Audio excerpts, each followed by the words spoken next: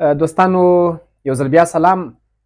بله مرکه چې موږ کړې وه هغه موږ د کندهار شاهرخ خان ابدالي صاحب سره مو کړې وه. موږ له هغه سره 30 دقیقې غږېدلي وو چې د یو ځای په ښاروالۍ کې کار کاوه او چرې یې پاکولې. یو خور کومک کړی دی له جرمني څخه 10,000 افغانۍ رالېږلي دي. نه یوازې دا چې 10,000 افغانۍ به اوس ابدالي صاحب ته وسپارل سي. ابدالي صاحب پر دې وغږول سي چې یو شمېر بنسټونه خیریه ادارې شته چې هغوی د مسکین پر ځای خپله خېټه ډکوي. په دې اړه د ده نظر څه دی؟ وروسته زموږ سره واوسئ چې بیا موږ پر کوم موضوعات باندې غږېږو. ابدالي صاحب ډېره مننه او زیات وبخښئ، زه باید خپله کور ته درغلی وای، دا چې مصروفیتونه وه او د ژوند چارې دي او تاسو تر دې ځای پر تکلیف کړی دی او راغلي یاست. ډېره مننه وروره.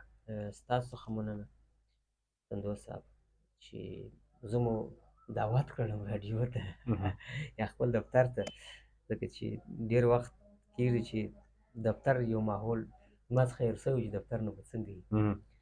نو دا ستاسو څخه منندوی یم. نو ولې به نه راځو دفترونه، راډیوګانې، تلویزیونونه چې فعاله سي، ډېرې سي، نو باره بیخي خپرونې ته به راځو.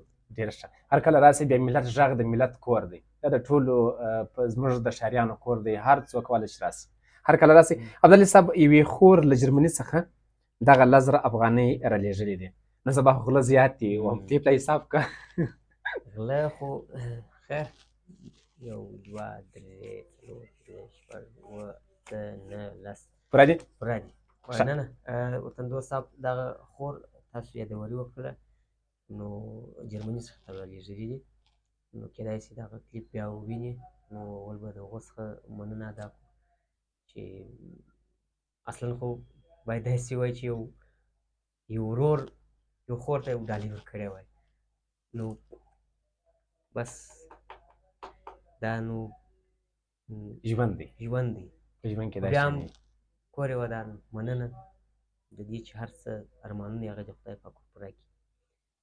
او دوه مننه ستاسو څخه کوو تاسې دا پیسې سلامت موږ راورسولې. او بله خبره تاسې کوله، غله ډېرې دي. غله بیخي رقم په رقم غله شته نن سبا.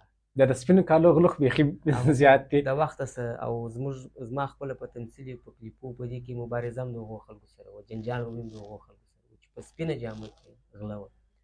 هغه وایټ کلر دغه چې ورته وایي د خیر برخه پرانستې غلې، نو د هغو سره به مبارزه وه. هغه به بیا په هغه شپو کې په ریاستو باندې وه یا پر چوکیانو باندې وه، ټوله به نه البته یو نیم د هغو سره مبارزه وه. او اوس هم هدف مو دا دی چې هغه کسان چې هغه د ملت شتمني، د ملت حق په هره جامه کې خوري، په هر رقم لباس کې، چې هغه که خیریه بنسټ وي، که دولتي چارواکي، چې هر څوک وي، نو هغه د کندهاریانو اصطلاح خار یې یو. خار یې موږ یو او دوی زموږ خار یو. نو هغه کسان چې دغسې یو کړنې کوي، هغو خدای پاک دې دوی ته هدایت وکړي چې تر دې پورې وخت متندو صاحب یو موضوع یادوم، په دې چې ستاسو او د لیدونکو وخت ونه نیسم. یو ورځ مې کس ولمل د غربت، د افغانانو غربت ډېرو خلکو ته تجارت دی. که چېرې د افغانانو غربت ختم شي، د هغو تجارت ختمېږي. نو ځکه نه غواړي چې دلته یو په افغانستان کې یا په نړۍ کې دایمي دا غربت ورک شي، بلکې دایمي غربت ورک شو، د هغو خلکو تجارت پرې ختمېږي. نو نن سبا بیا داسې تجاران هم راوتلي دي چې مرسته راستول کېږي او هغه خلکو ته، هغه مستحق کسانو ته یا د چا په نامه چې راستول کېږي نه رسېږي. هغوی په خبر لا نه وي، په خبر نه وي، یا که هم توطیه شي ورته جوړېږي چې دا دغو نه یې راستولې وي، نور نه کېږي. د کیمرې مخ ته ډېر ورکوي چې کیمره بند شي بېرته ورڅخه اخلي. داسې موضوعات هم خلک بې شهیدان وي. نو خدای پاک دې ته انصاف ورکړي او دغو خلک چې هغه په خارج کې چې پیسې راستي، هغو ته خدای پاک وزونه ورکړي، هغه خپل خیر و خیرات و صدقه و هغوی یې په ښه نیت راستوي، هر څه په ښه نیت کوي. دغه د پي کې فلم یو ډایلاګ دی، وایي موضوع هم دغه شی چې رانګ نمبر، غلط ادرس دی، غلط ادرس دی، نه نو ټلیفون بل څوک پورته کړي. دغه د دا یو په دې کې زه وایم چې دا کېدای شي ځینې دا ویډیوګانې ځینې علما هم ګوري، عالمان هم ګوري. په دې خبره بیا خدای دې وکړي چې دوی ما ګناهکاره ونه ګڼي. دغه د مابینځ کې چې کوم کسان یې ګرد عمر دا خراب دي، د الله او د بنده چې کومه رابطه ده دا ډېره ښه ده، راساً چې ده مابینځ کې چې څوک راغلی هغه خلک ګمراه کوي. لکه د شراکت مابین کې چې داسې یو څوک واقع سي، د دوو دوستانو په منځ کې څوک واقع سي، څونه جنجال رامنځته سي. دا د دې خبرې پورې چې مثلا الله د زړونو مالک دی، زما په زړه باندې الله ښه خبر دی چې زه په کوم فکر باندې په کوم څه باندې دا یو کار کوم. خو یو بل کس کستن راځي د الله او زما مابینځ کې هغه رابطه کته کوي، خپل یو نظر، خپل یو خبره، خپل شی چې ډېر کسان دا کوي چې خپل شخصي ګټې دې ترلاسه کړي.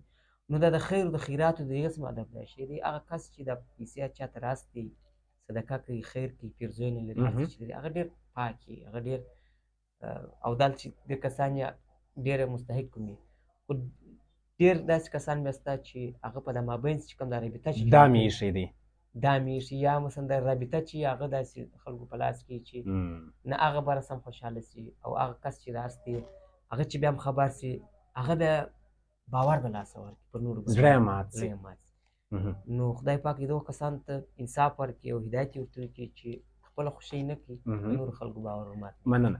دوستانو که غواړئ چې په سپینو کالو کې د غلو مخه ونیسئ، هغه کسان چې خیریه بنسټونو په نامه یې سوداګریز ځایونه پرانیستي دي، لنډه لاره دا ده چې د هر چا سره کومک کوئ، د هماغه کس کور د ټلیفون شمیره پیدا کړئ.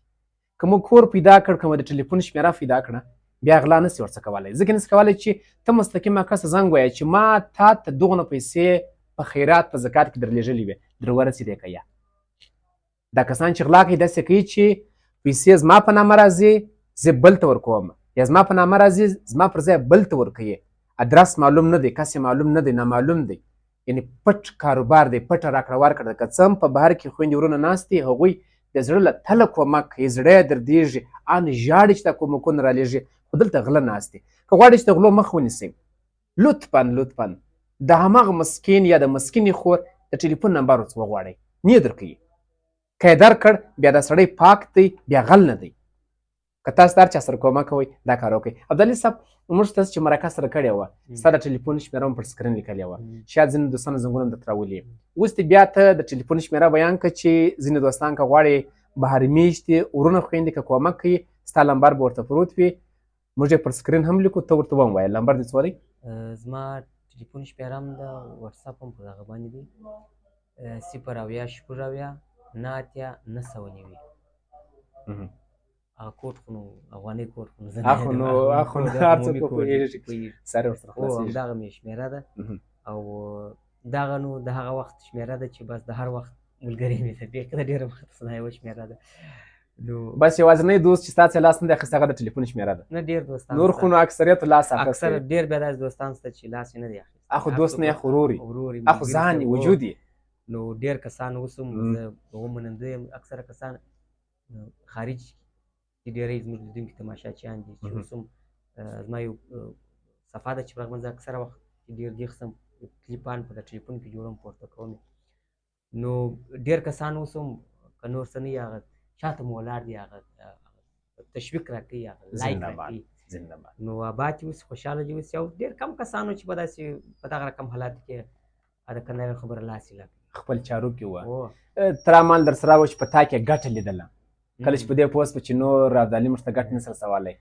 نو خیر، هره ورځ وایي هغه هره شپه سهار لري. او دا ځینې کسان وایي تاسې هغه چې وایي پاڼه چې راولوېږي، د هغه دی چې ژاړه سې راولوېږي، یعنې دوی خپل رنګ معلوم کړي هغه کسان. دا ښه شو زما دپاره. تر دې پورې موږ کله ځینې ځایونه لولو چې انسان باید په ژوند کې یو رنګ واوسي. غالۍ چې څو رنګه ده تر پښو لاندې ده، او پاڼه چې ژاړه سې راولوېږي. ډېره مننه عبدالي صاحب. او چای چې رنګ غواړي یو پاشي او نه خرابېږي، کار یې خلاص دی. ډېره مننه عبدالي صاحب. کور ودان خیر. دوستانو زه یو ځل بیا تکرار نه وایم، تاسو چې کومکونه رالېږئ باور مو اوسه، موږ په کندهار کې وینو ستاسو په کومکونو باندې دلته خلکو کوټۍ جوړې کړې، موټران یې رانیولې دي، د موټرانو کاروان به بسې دی. مه کوئ، د خدای لپاره کومک کوئ. داسې ځای د چا سره وکړئ چې ستاسو خیر تر خپل ځای پورې ورسیږي. د مسکین او د مسکینې خورکۍ نمبرونه پیدا کړئ، زنګ ور ووهئ، ډاډ ترلاسه کړئ چې ستاسو خیر ورسېدی که یا. تر بیا پورې د الله په امان. ښه وخت.